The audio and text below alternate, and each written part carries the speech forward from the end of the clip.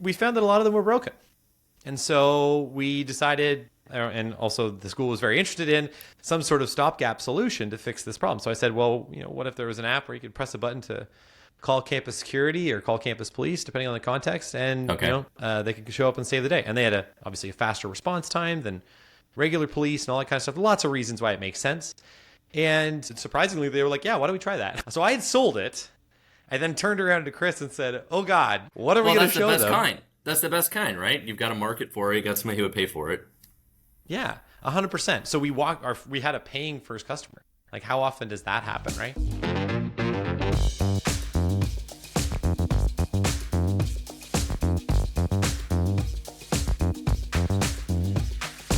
And we're back for another episode of the Startup Hustle. This is your host, Matt Watson. Very excited to be joined today by David Sinkinson.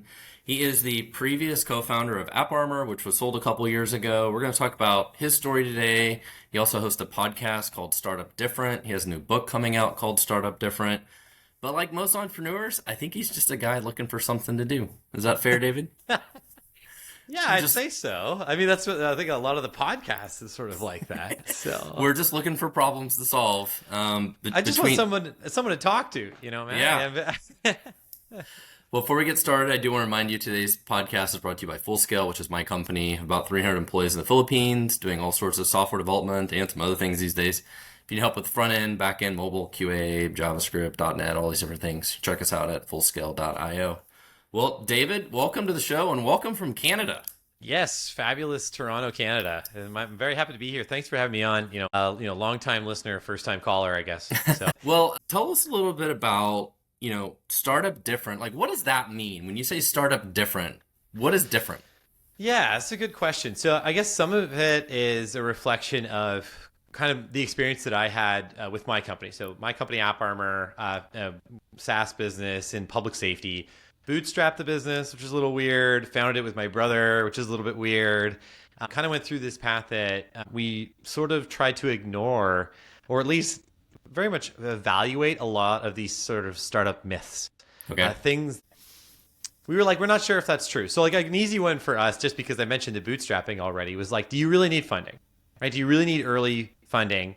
Now, funding later, that might make sense. Or if you're a platform that, and I'm just going to move away from software for 1 second, but you have like a physical product, or you're making steel in a new and exciting way or something. If you're building a hotel, you might need funding. You need some capital for that hotel, right? But for software, we were kind of like, I don't really see why. And there were lots of reasons. And, also we wanted to keep control and all these other important things that, for us, funding just didn't seem like a good path.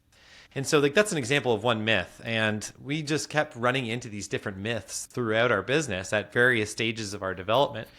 And I think what we really wanted to do is kind of just start paying it forward. Just, we exited successfully. It was an awesome thing. And we wanted to make sure that, entrepreneurs and founders that are coming up now, they can avoid some of the mistakes that we made. They can avoid some of those startup myths that happened and those sorts of things as well. So that's kind of like where we're at with Startup Different right now. Well, the funding part of it is one great example, but, like 90 to 99% of startups don't raise capital anyways, right? Yeah, I think that it's something like the average venture capital firm receives like over 1,000 applications per year. So it's definitely something that I think what it is, to be honest, is I also think there's fundamentally a psychology about being a founder. And I think you can really understand this, Matt, being a founder of so many companies and having gone through the various journeys that you've had, is that there's like a credibility crisis, particularly early on.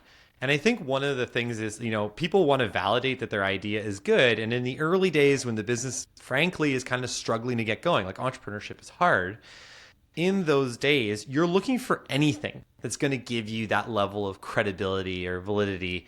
And in some ways, that might mean taking a gamble on something that you think gives you that credibility, like trying to go and get funding, right? And then you realize that kind of decision making sometimes leaves you in a place that isn't actually so good. It might actually leave your business worse off than where it was had you just not done funding, period. So it's kind of one of those things.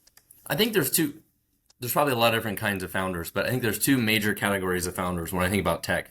You've got people like me and your brother that are like, I can build this thing. I can probably build anything. I don't really know how to sell it, but I can build it. I can build this thing, right? And then you have the other side, which might be you and a different personas of like, well, I know who needs this thing. I understand the market. If I had the product, I could sell it, but I don't know how to build the product. And therefore, I need to go like raise a bunch of money to go build the product, Right. right? And there's probably lots of other categories of founders, but I think there's kind of those two huge buckets, right? And especially the ones that don't know how to build the product, they definitely are immediately like, well, I need to go raise money because I need to spend like hundreds of thousands of dollars building software. That makes sense. I would suggest, you can correct me if I'm wrong, but I would suggest, well, so first off, you're totally right. I'm definitely also in the latter category. I am the seller guy. I'm marketing sales. I obviously like to talk. You can go ahead and tell me to be quiet at any point during the show today. But I would say that broadly speaking, if you're in a position where you have a software company and you want to have that product, rather than going out and getting funding to build the product, which is of course one avenue, in some cases I would suggest it might make more sense to find a co-founder who can actually code. Like for me, one of the best things that I had was my brother, and it's a little bit unfair. It's just a life advantage, right? He just happens to be my brother, but he's also a spectacular coder, and he loves it. It's like his thing. He gets into flow. He does all that kind of stuff, and I think that that's really advantageous. And there's other things you get from co-founders too that you just don't get from obviously going out and third-partying a piece of software. I feel like chief psychology officer is a good one. Just having somebody else to talk to, is such a big deal. It's 100%. Being a single founder is hard. Like being a single founder is hard. Being like the CEO of a business is hard. All those, if you don't have somebody else to talk to that you can share your problems with and all that kind of stuff. And that's where different mentors, advisors, friends, all these things are important because you need somebody to talk to that you can relate to and help you through these challenges, give you ideas, be a sounding board, all that kind of stuff. Even and just like the ups and downs, like it's great to have someone to cheer with in the good days, and at those low points, it's really important to have someone just pick you back up. And my wife is very supportive. She's awesome, but she'll also be the person of like, why are you doing this? I was like, why are you doing this? That's not what I wanted to hear. I didn't want to hear the why are you doing this. I wanted to hear like, we're gonna win, but I need help. Yeah, exactly. You don't want the off ramp. You want someone to encourage you to keep going, to push through. I think Chris always speaks in quotes or like, I don't know why, like metaphor, but one good one he likes to go back to is when you're going through hell, keep going. And it's just, it's a Winston Churchill quote, I think. And I like that one a lot though. It makes sense because that's really all you can do in some of those really low moments is just trying to pick yourself back up. And to be honest, if you're going to be a startup founder, you better be pretty resilient because you are going to get beat up on a pretty regular basis. So for your company, AppArmor, you said you guys exited it around 2022. When did you start the company? Yeah, we started, I would say, we have sort of unofficially, like we side hustled it for a couple of years. So it was our side hustle starting in 2012 would probably be the best time to sort of categorize this. Started going full-time 2014. Okay, so you guys were an overnight success after 10 years.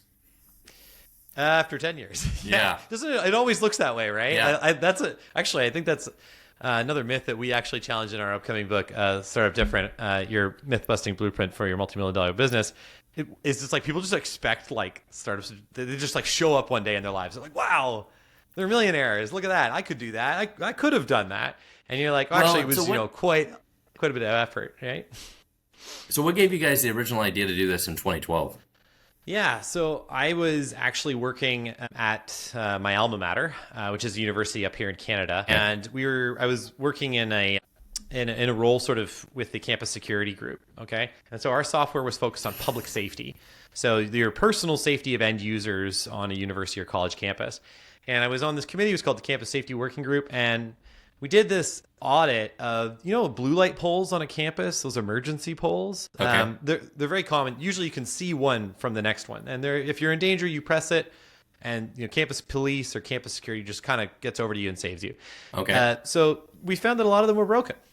And so we decided, and also the school was very interested in, some sort of stopgap solution to fix this problem. So I said, well, what if there was an app where you could press a button to call campus security or call campus police, depending on the context, and they could show up and save the day. And they had obviously a faster response time than regular police and all that kind of stuff. Lots of reasons why it makes sense. And surprisingly, they were like, yeah, why don't we try that? So I had sold it. I then turned around to Chris and said, oh God, what are we going to show them? That's the best kind. That's the best kind, right? You've got a market for it. You got somebody who would pay for it. Yeah, 100%. So we had a paying first customer. Like, how often does that happen, right? So we ended up being in this great position where we had this product ready to go, idea sort of sold, and then we just building the product out so we could have it ready for the customer. And we worked very, very closely with the institution. You hear a lot about, you think like Eric Rees, like Lean Startup, that MVP sort of approach, building out that first product. We worked super closely with the first school that we had. And that not only made us really close to market needs, but also they introduced us to other universities and colleges nearby. And we were kind of just off to the races from there. And then I would also say one big challenge for us being north of the border is that our addressable market up here for universities and colleges, here's a fun fact, is we have about 150 universities and colleges in Canada. There are about 7,000 in the United States. Yeah. So it would actually be a couple more years till we gained traction in the United States, which is, your market of first resort. So how did the idea change, though, from the very beginning to, later, obviously over a long period of time, over a long 10 years, how did the product change? Like the feature set change from the original idea? The feature set changed drastically. It went from being this very simple one button that you would press, the app being branded Help to me, us. I've fallen and I can't get up. Yeah, exactly. Yeah, the Life Alert mobile app. But what happened over time was, so one of the big things that our first institution pushed us on was the app needs to be branded to the school. Yeah. And I was like, oh, shit, this is a big problem. And so actually what's interesting about our company AppArmor is that it wasn't just one app. We actually built like a mobile app assembly line. We got really good at spinning up these apps, similar code in each one, but highly configurable. Through a content management system that customers could manage themselves. And so the feature set went from like one basic function to, then it was branded, then it could receive emergency alerts, which is a big deal just about everywhere on every university and college campus. You could share your location in real time with a friend and they could watch you as you walk home. You could read, this is important for the emergency managers at these schools. They put their documents in there. And if some student wanted to read the emergency plan on what to do in the case of whatever, they could have it. Like, there's all these things that were important to the customer too. And all in all, we had about 50 different features by the time we sold. Actually, but they were all really security related? Yeah, and personal safety. Some of them were standalone of the resources at the school. So I can't remember the name of this feature right now, and it's going to drive me nuts because I'm going to remember it later. But we had this one function. It's called Social Escape. And how it worked is you press this button, and there was a little timer under it that said, okay, call me in 30 seconds, 45 seconds, a minute, 2 minutes, whatever. And you pressed it, and you put your phone away, and you're in a social situation. All of a sudden, your phone start ringing, and it was our systems calling you saying, you've used the social escape function. Please tell everyone around you that you have to go. I have to go now. And you walk right out. It's it's like, we called it the bad date feature, sort of. I still need that, yes. Yeah. We still need right? that. It's cool. It was actually, and that was one of our developers. It was just like, it'd be really nice to have this. And we were like, that is a cool idea. And by then we were deep into proliferating the feature set. And we had some sort of adjacent products too that we sort of spun up in public safety that did really well as well. So, but anyway, it was just one of those fun things. But yeah, lots of features. Well, how was selling to colleges? Was that a difficult, slow process? Oh, man. Slow is what that was. Our sales cycle on average was about 6 months.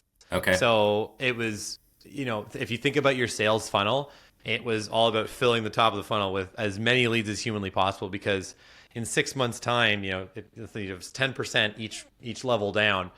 We just had to have a huge number of leads to, continue growing the business. Now, on the other hand, we were really, really sticky. Our logo churn, so obviously number of customers like fully left the platform per year, was way under 1%. Wow. Like ridiculously high churn rates. That's that institution level purchasing. They just kind of keep doing the same thing once they validate it and they're okay with it. And you guys never raised any money at all? No. We won a contest. We won a contest for $15,000 one time. That's it. Other than that, you had Visa and MasterCard. Yeah, your own money. I will say, actually, this is a good point. Actually, you make a good point, Matt. So one thing we did do is, before AppArmor was really, the one, we had a couple of other products on the go that we sold to. Like, we had an app for campus bookstores. It was Okay. kind of a funny product. It wasn't great, but it brought in probably like 20 grand. We had another product that probably brought in another 20 grand. So we had a couple, I think all in, we had like 3 or 4 products, and then our our top line revenue would be like 50 grand.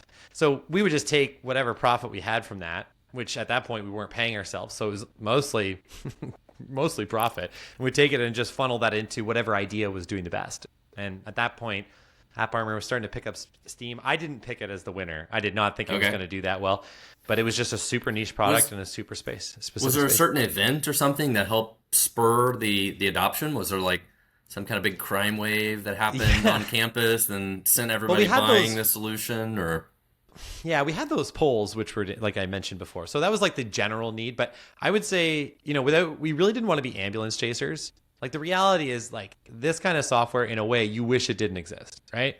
Like you wish that these places were maybe a little bit safer. Yeah. But it was one of those things where, particularly where there was some kind of negative event, let's say a bomb threat, let's say an active shooter, let's say those kinds of things. Yeah, our phone would probably ring. Okay.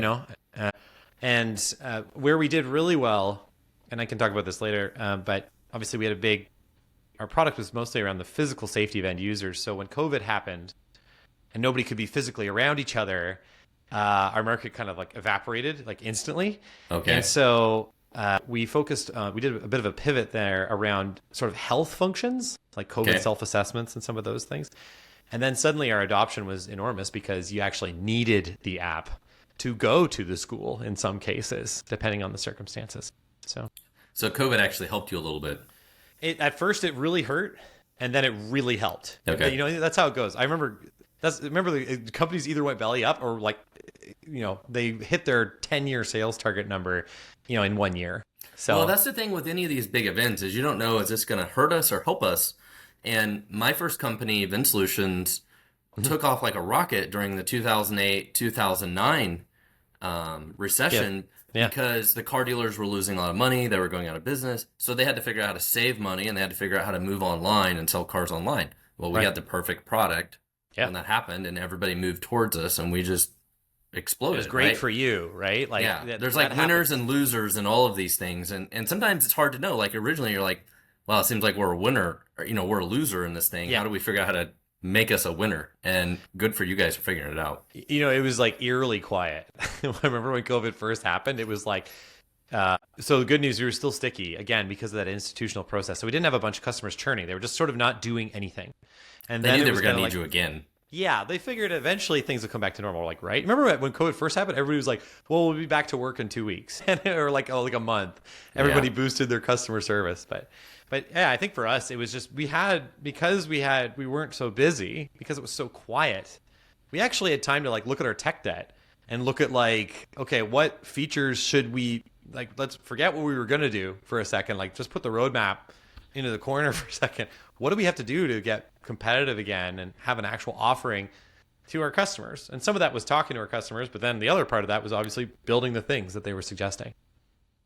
Well, I do want to take a minute to remind you today's episode is brought to you by Fullscale, which is my company. You can check us out at fullscale.io if you need help doing software development, mobile, .NET, web apps, all the different things. Check us out. So ultimately, what did you guys end up selling this for? Is that a number you can share? Yeah, I can share that. So we actually ended up selling the business for $40 million. So what's interesting is most startup success stories are more like yours and like mine from the perspective of potentially they go on for years, many, many years, right? And nobody's ever heard of these companies. Like you very silently build a very successful business over a long period of time and then eventually sell it. And nobody knows, none of us ever existed anyways. And we're not Facebook or Instagram or, OpenAI or this stuff. But this is the normal of what happens, right? Like this is not the different part. This is actually the normal part. Yeah, I think that's the psychology, though. I would say that people thinking of it as normal is the different thing, because most people think of software businesses as being these multi-billion-dollar huge sales that happen later, come out of nowhere kind of thing. And I think, and I heard somebody coin a really good term on this the other day, but something called the mighty middle. And it's this middle part of the economy where it's all these businesses that sell for somewhere between probably like 30, 40, 50, 60, 70, 80 million. Yeah. That's happening a lot, And and is doable. And I don't want to say it's easy, No. but it's relatively easy. It's not easy, but it's relatively easy to build a SaaS company that gets to $1 million a year in revenue. And like getting to 10 million, 100, like that is like a whole different world, Yes. super hard, right? But getting to like 1 million seems like a daunting task, but it's a doable task, right? You can build a pretty small business and get to say $1 million a year in revenue, slowly get to 2, 3, 4, 5, maybe over 5 to 10 years, and build a great successful company. But it doesn't have hundreds of employees. It's not in TechCrunch. You're not raising money. It's just not in TechCrunch. It's just a great little business. Yeah. And I think, it's somewhere beyond the lifestyle business, but before the really heavy hitters. And, our company, for example, so we were extremely profitable, peak profit, like I would say like we were like turning a 60% profit by our final year, which is like, it's software. Like it's huge. There's no inventory. It's a really good, obviously really good percentage, but there's no inventory. We're not holding it. We're not shipping it or anything like that stuff. So that makes sense to me. I do think that. So what does that really mean then, right? That means we were doing about 6.5 million a year, and you get that 8 times multiple, and there we are. And I think it's surprising to people. They don't always understand like that kind of part of the game. That if you can get a business to $5 million, you could sell it for a lot of money. Pretty like that'll be super meaningful to you and your co-founder if you have one. You know what I mean? Like life-altering amount of money. But in the grand scheme of things, like we had like 20 employees. Like $6 million is not like a lot of money in a matter of speaking in the business world. You know what I mean? You know what I'm getting at there? I'm not sure if what I'm getting at. But. No, I totally understand. And the valuations of SaaS companies are crazy. They will trade between 3 and 10 times a revenue a lot of times. A friend of mine right now is buying accounting firms. And they only trade at 1 times revenue, and most of them are like 50% profit margins. So for your like $40 million valuation, you could buy accounting firms that make $40 million in revenue and $20 million a year in profit. That's wild. What makes more sense to acquire? Give me the $20 million in profit a year. Yeah, luckily I've already been purchased, so I'm fine. But I totally get your point. It's it's crazy. The valuations are crazy, but I think for what it's worth, there was a couple of things that were working in our favor at the time of the acquisition. Like one was that the company that acquired us had missed sales targets for 2 years, and so their private equity group is starting to go, okay, we need to recover that revenue, and we also need to find something that's growing like crazy fast. Yeah. So that we can make these numbers look good for their sale, which is exactly what happened. So there's more at play. Like, I don't know, accounting's, I'm not an accountant. I'm not even really an accounting enthusiast, but I get it. And you're right. Like from a business perspective, from a straight like profit perspective, it's a whole different world. Easy. Yeah. No, but it's not a scalable business. It's totally different kind of business. Yeah.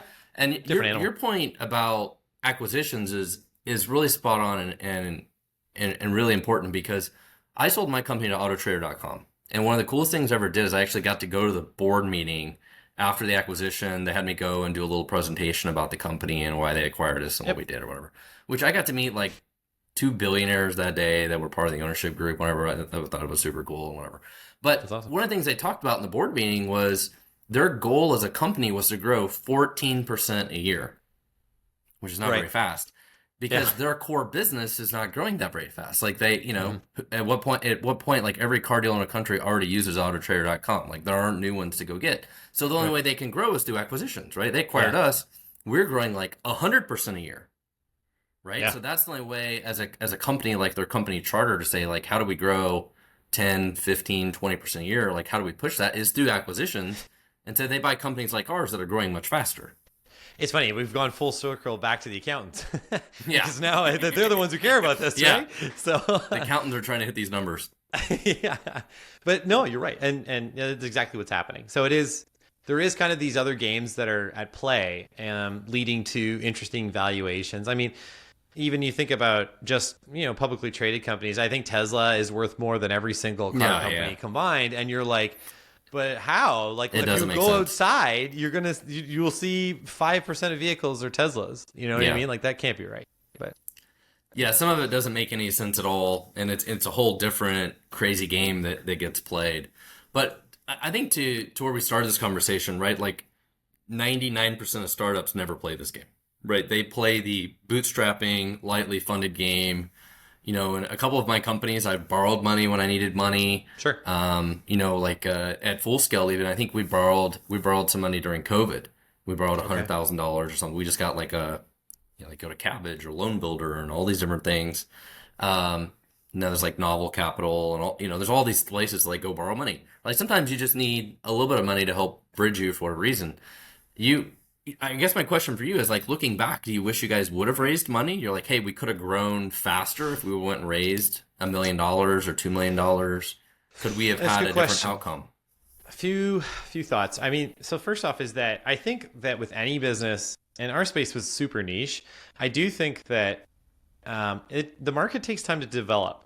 So it would have been like a question of it's actually important like when you get the funding. So a lot of founders just assume that they should go for funding right away, which is I would actually argue bad in some cases. Sometimes that market needs to develop. If you're in a specific niche, they don't really get what you are, and you go and get $2 million of funding, you get a bunch of salespeople, you burn through that funding over 4 years or whatever, 2 years, and you can't renew because you didn't hit your sales targets. You might have been better off to just actually wait, let the market come together a little bit, let it understand your product more, and then attack it with that kind of investment. I think for us, we could have gotten to that point. I think we really, quite frankly, Chris and I were at a moment in our business when we were like, are we going to do this or not? Are we going to go for funding or are we going to sell? Because I think we could have kept doing organic growth and would have been very happy. I mean, we had very good salaries by this point. Like I said, really high profit margin. So we were pocketing really nice dividends. But it was kind of getting to the point where like, okay, we have to go next level. Like you can't really idle as a business. And Yeah. so I think we were kind of in this zone that maybe we should have, maybe it was coming to be time to do it. But I'll tell you, and as you might know as well, it's a lot of work to go and get capital. It's not just like you walk It's a in. full-time job. It's a full-time job. It's a And full-time job. I It's was a nightmare. really, yeah, exactly. And I felt super stretched by that point anyway. Like we're coming out of COVID and we were, I was managing two different departments actually at the same time because we had a surprise resignation. We had like a lot of stuff happening. And I was like, I can't imagine having the time, even working like every waking hour of the day. Oh, and actually, I also had a new kid. So I had a baby, screaming in my ear Yeah. at night. It was just not going to come together. So it seemed like a good opportunity for us. We were in the right time. Did somebody come to you, or did you guys run a process? They came to us Okay. actually, which was cool too. So we didn't get the bankers and go through that whole thing. We actually had multiple suitors come to us. Some of them were just private equity for a while, like those companies that just buy companies. You were Yeah. talking about your accounting, the guy buying the accounting firms. Same idea, but so we would hear from them for a while and be like, I don't know if we really want to be part of that. And then we were like, well, do we consider maybe just an investor? Sell some of the business and lose some control. We're like, maybe. Then it was like now we're hearing from strategics. So we're actually hearing from our main competitor we fight every single day, and basically the next one after them and the next one after them. And two of them we had really serious discussions with, sort of back and forth. These really kind of funny, cagey, but kind of like, hey, how you doing? Kind of talks with them. And kind of over time built credibility, built rapport. And then it was kind of like, all right, we're thinking about doing this. And they said, okay, well, we're thinking about buying right now. And actually, interestingly, we did turn down the company that tried to buy us. We actually turned them down once. Okay. They put an offer in front of us for 20 million the year before we got the offer for 40 million. Okay. And it was because they were skeptical that we could keep hitting that growth rate. We'd only had about 2.5 years of that really amazing growth rate. And so they were like, it feels like 3 years. You need to sort of have that. And so they were like, okay, we'll see. Well, you guys, we turned it down at this point. Okay, well, we'll talk to you in a year. And so we came around in a year and we're still growing like crazy. We crushed it during the pandemic, like I alluded to. And then they were like, okay, well, we're willing to double the offer. And by the way, that earnout, we're going to cut that in half. And it was. I think they were getting more desperate, and we also did better than they expected. So Well, and you guys were also, looking back in this golden time around 2022, like money was free flowing and people were yes, investing like crazy. yeah, They were borrowing money at like practically 0% and yeah. doing these acquisitions. So you guys actually probably got a lot of benefit from that part Oh, of it too. 100%. 100%. And I think that this is another thing is like we knew that too. We knew money was cheap. They were desperate. We had a really good sales, quarter. I had a baby. It was like At some point in time, you just take the money and run. Yeah, and and it was, it was a great decision. Honestly, I don't regret it at all. I miss the people. I really miss our team. Yeah. And I miss kind of that going to work and the hangout and the vibes and the energy and the excitement of taking on. I like taking on the big guys. If it's fun to do that. I'm really in the business kind of guy when it comes to sales stuff. And I miss some of that. Tell us more about your book and what can we learn from your book? Yeah, absolutely. So some of the stuff actually we've been talking about today. So the book, first off, is a chronological sort of like experience of our company. And so we tell the story of our company, plenty of entertaining stories. At one point, there's a lawyer showing me his pajama pants on a call during COVID. We've got things that are more serious, like our culture failure that we had early in our business where we had to basically rehire like our staff. It was a crazy one. So lots of really interesting learnings. We bust 33 different myths throughout the book. And it's not just like anecdotal. It's not just me yelling at a cloud. It's very much data-driven, peer-reviewed stuff that we're bringing in. We didn't do these surveys, but very smart people, much smarter than me, are doing them. And so we bring that in. And what we're really trying to do at the end of the day is pay it forward for young entrepreneurs. We want them to, I basically picture myself 10 years ago. And I'm like, what are all the best things I did and also the biggest mistakes that we had? And how can I put that together and package it in a way that's going to be helpful for new founders? So that's really what people can expect. So far, all the trade reviews and all that good kind of stuff are very positive, and also that most people point out that it's a pretty silly book. So it doesn't take itself too seriously either. I like that. I like it's lighthearted and funny. Yeah, I use footnotes a lot, and the footnotes are mostly for various TV references and other things you can look forward to while you get through it. So, well, tell me real quick, what was it like working with your brother? Yeah, great question. So overall, great. So which is surprising. Most people might be like, whoa, that's, it must be really intense, like a family business. Like that can't be a good idea. And I guess maybe the first myth that we really bust is that you can start a business with your brother, with your family, and it can work out. And I think most people would expect that to be a pretty terse, maybe not so fun thing. But honestly, it worked really well. And the first thing was just that I 100% trusted my co-founder. I'll see him at Thanksgiving. We have to be a certain level of, there's a certain level of decorum. We trusted each other. We knew we had each other's back. Recently, we were talking to an interesting guy. His name is Mehdi Basiri. He's a co-founder of a company called Applyboard. They're up here in Canada. They are a genuine unicorn. They're worth $4 billion now. And he has started his business with his two other brothers. And one of the brothers is a twin. So I can't believe we got one upped, but anyway. But it was really interesting because he was like, you might have fights with employees and have fights with your brother, but fighting with employees is much worse than fighting with your brother.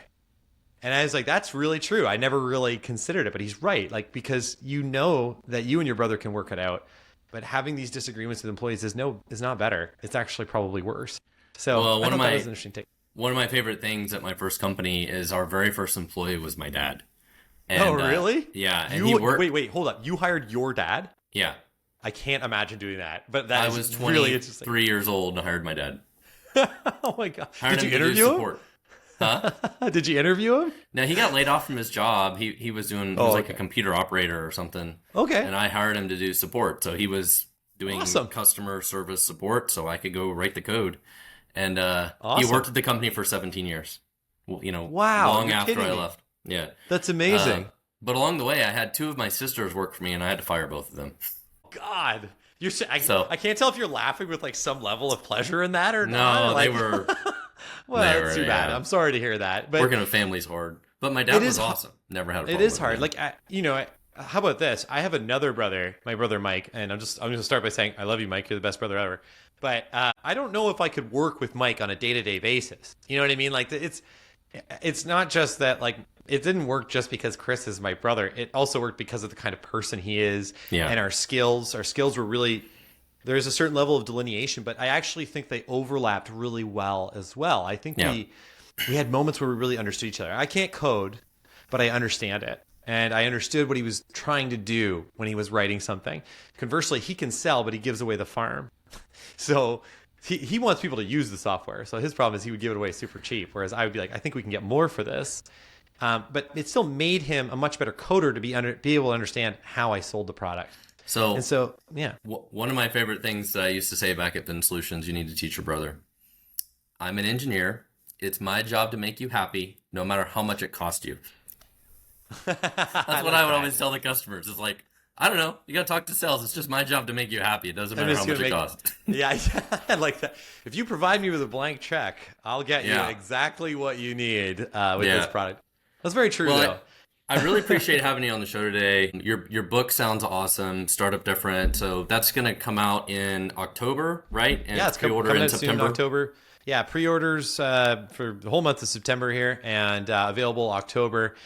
So that's super exciting. Obviously, pick it up anywhere you get books now, which is basically Amazon, but there's some other online retailers as well. Okay.